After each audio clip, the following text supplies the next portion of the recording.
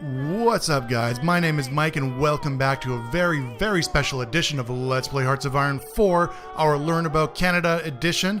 Sorry for the late update. I had a tremendous long weekend. It was BC long weekend here in BC, obviously in Canada. So not only do we have the incredible fireworks put on display, the Celebration of Light, where they run every year, the world's largest sort of offshore fireworks display, where I got to watch the US, sponsored by Disney, put on an incredible fireworks show. It was Pride Parade. Got to watch my man JT, Justin Trudeau, walk in Pride Parade, the first sitting Prime Minister to walk in Vancouver's Pride Parade on Sunday.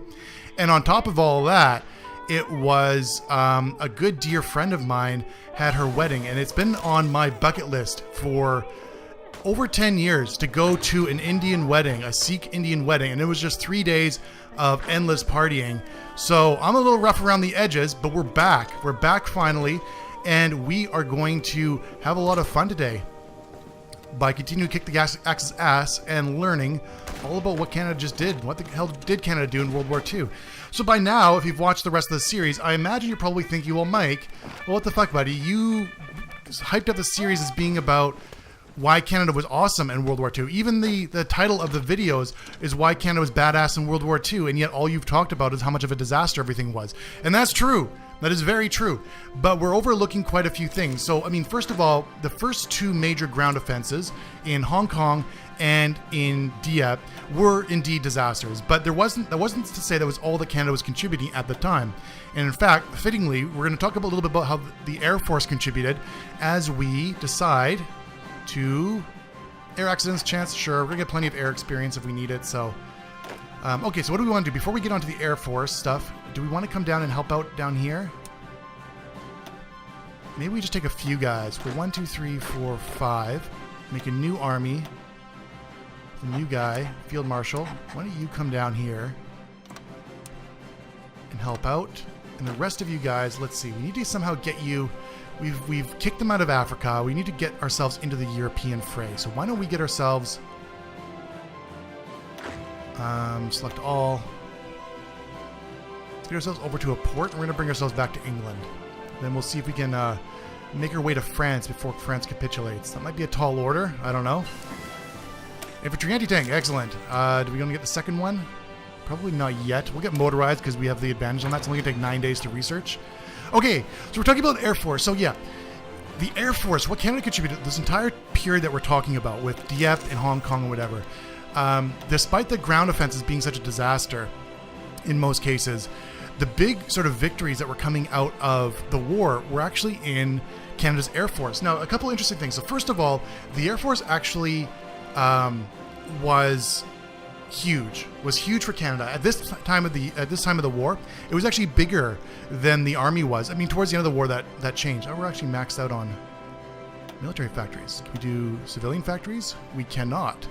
So therefore, can't do this yet. What the fuck are we going to do with our things then? Naval base, I guess. Sure, we'll build up another naval base.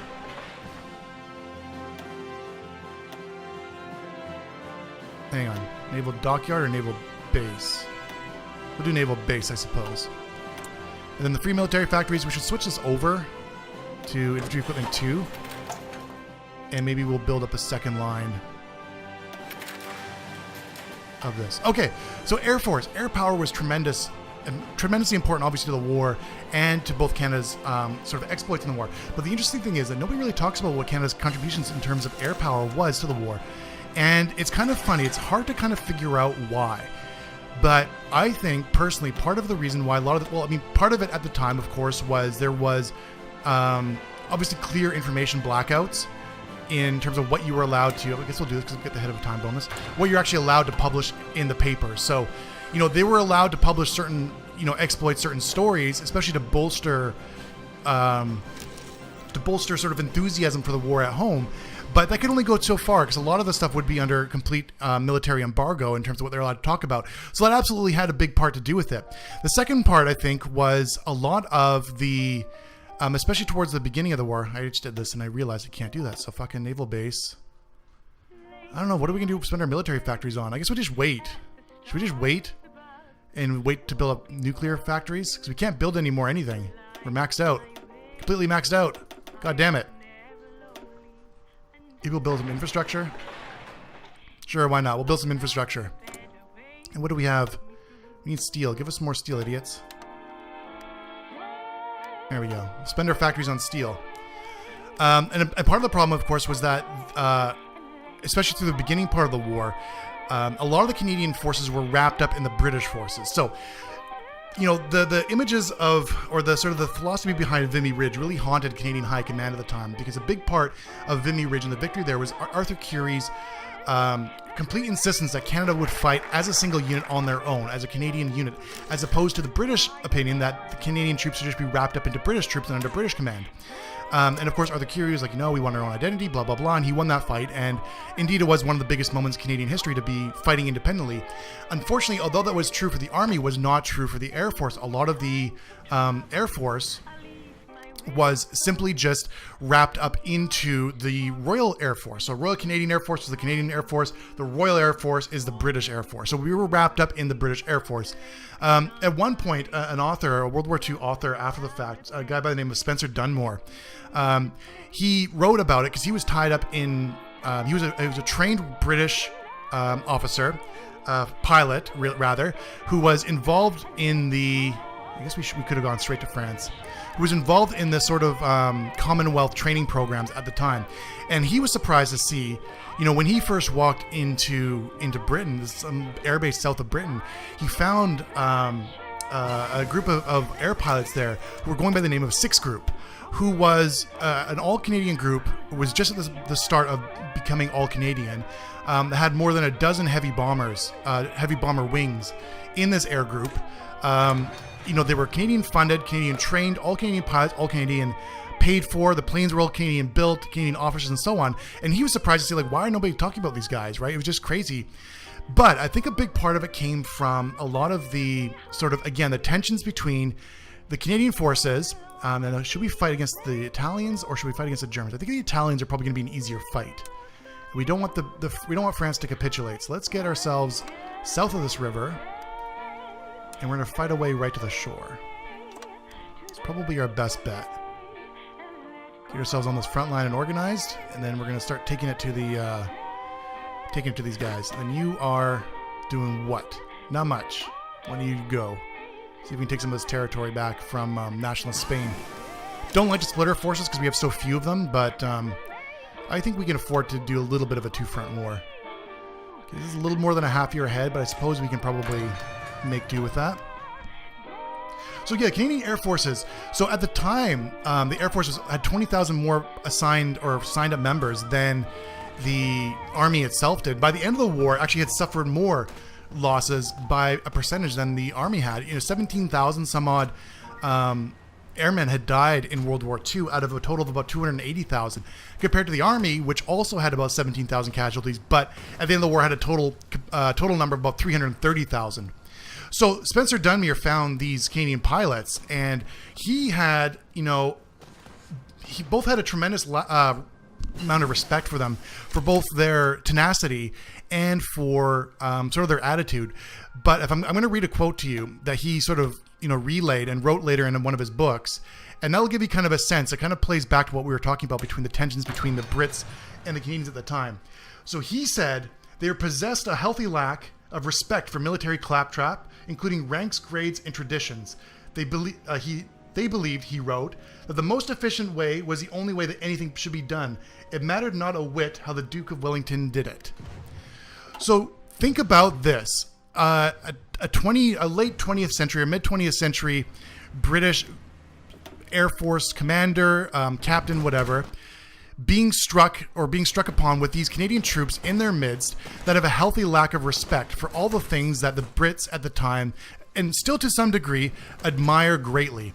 You can imagine that did not sit well. And there are endless stories from this time that kind of play into that, which I believe play a big role in why we never hear about it, because the BBC just simply wasn't interested in paying any sort of homage or any sort of glory to these, you know, these ruckus-rousing Canadian troops and Canadian airmen among their midst.